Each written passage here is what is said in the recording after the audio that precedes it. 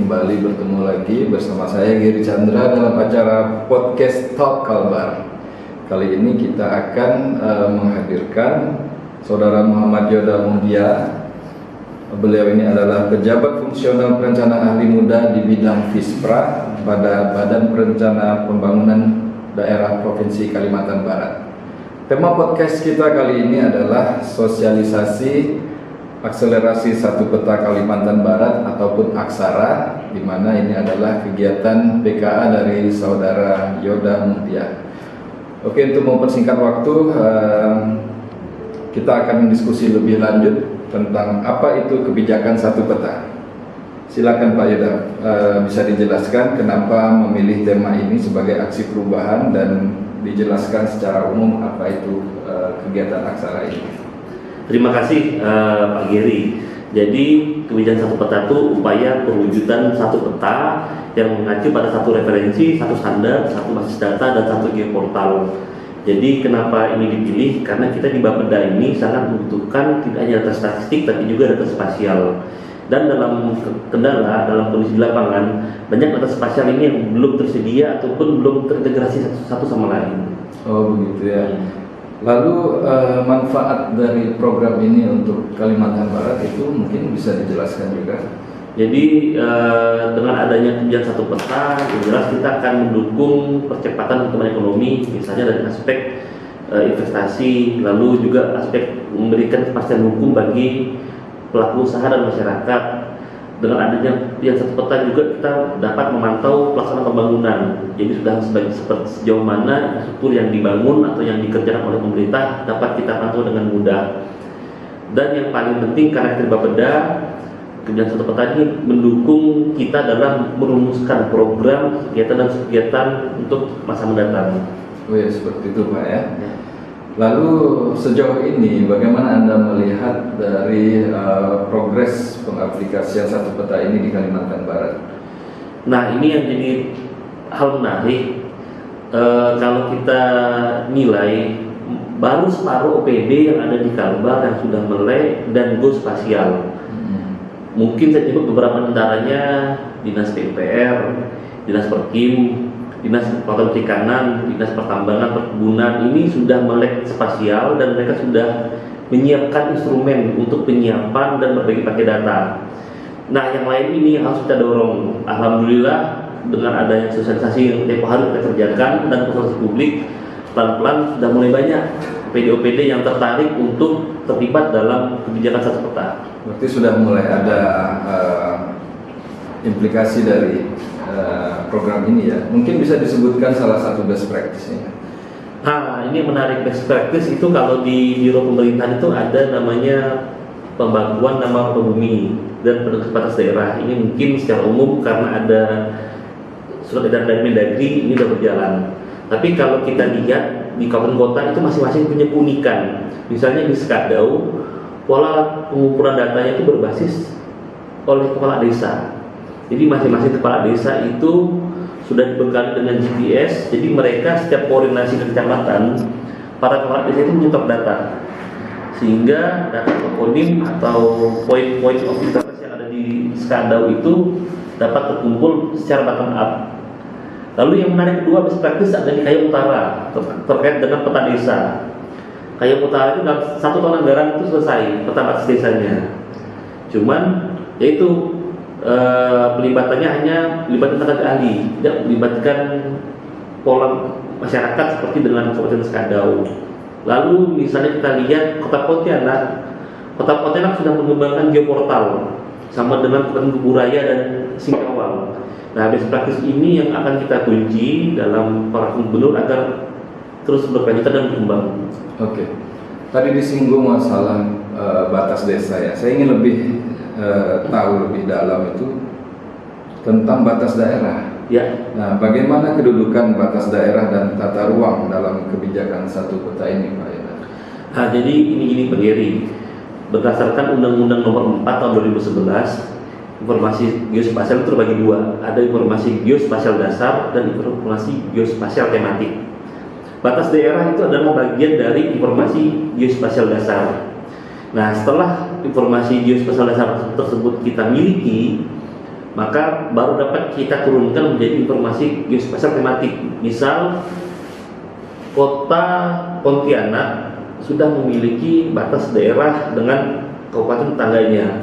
Lalu dari batas daerah ini, kota Pontianak baru bisa menyusun informasi geospasial tematik pada wilayah tersebut seperti tata ruang, perizinan, RTH, fasilitas umum, atau juga mungkin pertanian di dalam wilayah administrasi mereka. Nah, itu yang kita kerjakan di provinsi.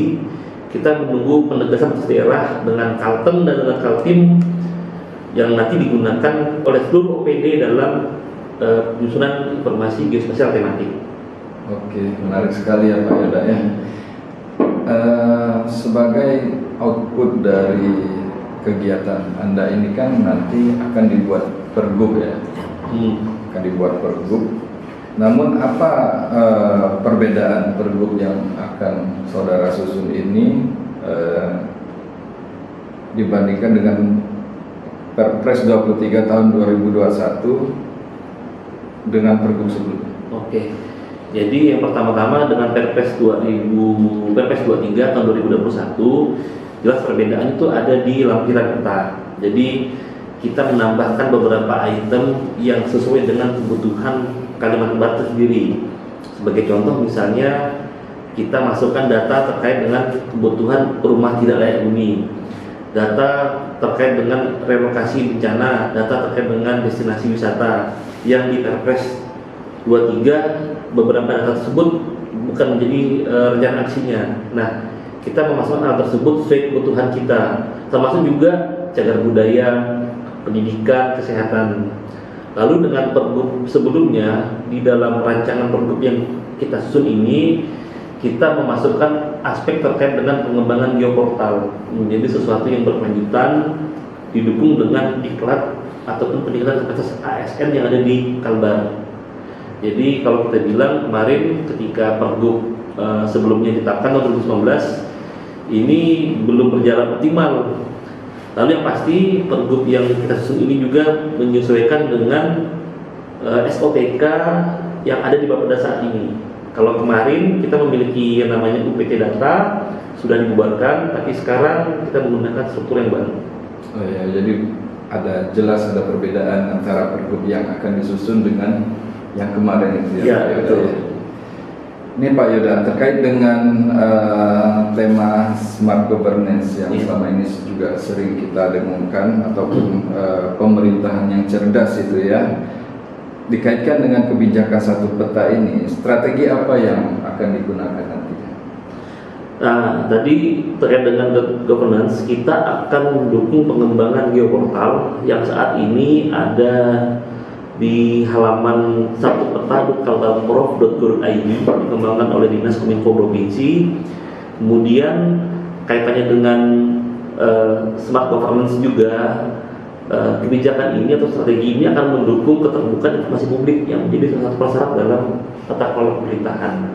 Jadi teman-teman OPD apabila membutuhkan data atau perlu penyimpanan dan pengamanan data, kita dapat menggunakan geoportal ini, dikembangkan oleh Dinas Kominfo Provinsi dan disimpan oleh Kominfo di dalam data centernya Kalbar sendiri, bukan di luar Kalbar. Ini hal menariknya Pak Geri.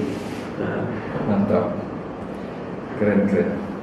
Oke Pak, pertanyaan terakhir nih Pak, apa harapan Anda ke depan terkait dengan penyusunan program Aksara ini? Oke. Harapan saya tentu saja agar pertama rancangan pergub ini dapat diterima oleh teman-teman dari pusat, khususnya dari Kemendagri, untuk ditetapkan menjadi peraturan gubernur. Kemudian yang kedua, pelaksanaan implementasi dari pergub ini mendapatkan dukungan dari semua stakeholder terkait, karena pada dasarnya ketika pergub ini berjalan, kita pertama membuka pintu transparansi, kedua memberikan kepastian hukum, dan ketiga adalah efisiensi. Jadi Pak Giri gambarannya, kalau dulu Dinas PU perlu menyiapkan data sendiri, Dinas Kehutanan menyiapkan data sendiri, Dinas Pertanian menyiapkan data sendiri. Padahal data yang perlu disiapkan adalah data yang sama. Nah, dengan adanya pergub ini harapannya nanti efisiensi dapat terwujud. Lalu di harapan jangka panjang saya, ketika kita nanti mengusung RKPD dan RPJMD 2025-2029 sudah tertuang perencanaan spasial, dalam artian ketika di pusat menyusun RKP spasial, kita juga sudah bisa menentukan lokasi-lokasi, misal di mana membangun jembatan, di mana pembangunan dermaga sungai, di mana bangun sekolah. Jadi sudah ada di dalam peta induk Kalbar. Seperti itu Pak Giri. Oke, berarti semua data terkait dengan fisik kita tidak hanya tahu angkanya. Selama ini kan kita hanya tahu angkanya atau lokasi kecamatan mana, tapi kita tidak tahu di mana lokasi persisnya itu di peta itu ya. Iya. Jadi kita bisa jadi tidak tumpang tindih gitu ya Pak ya. Iya. Harapannya seperti itu. Dengan kabupaten kota juga kita akhirnya bisa berbagi peran. Di mana kabupaten belum masuk, kita masuk. Ya, juga bisa ada kolaborasi misalnya untuk stunting, kemiskinan gitu di mana lokasi-lokasi yang mengalami yang penduduknya miskin, kita bisa langsung bantu di situ, jelas gitu. Jadi kolaborasi antar OPD itu akan bisa semakin sinergis gitu saya kira gitu ya. Ya, harapannya seperti itu Pak Giri. Oke Pak Yoda, terima kasih terima atas kasih. kesempatannya kali ini. Saya doakan semoga sukses dan lancar dengan rencana kegiatan ini. Sampai di sini dulu di Kalbar Talk atau Talk Kalbar. Sampai jumpa di kesempatan selanjutnya. Saya Gary Chandra, terima kasih atas perhatiannya. Selamat pagi.